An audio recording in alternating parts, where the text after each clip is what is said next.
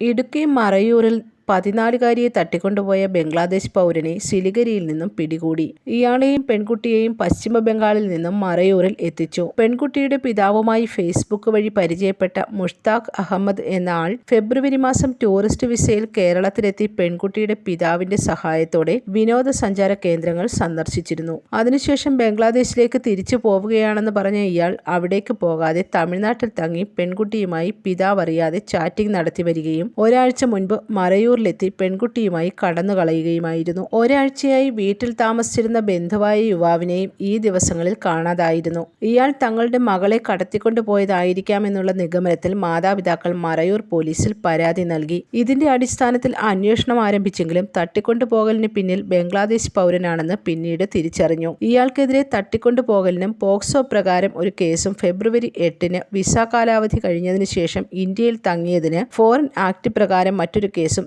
Register ചെയ്തു. കോടതിയിൽ ഹാജരാക്കിയ പ്രതിയെ റിമാൻഡ് ചെയ്തു. News desk press Malayalam.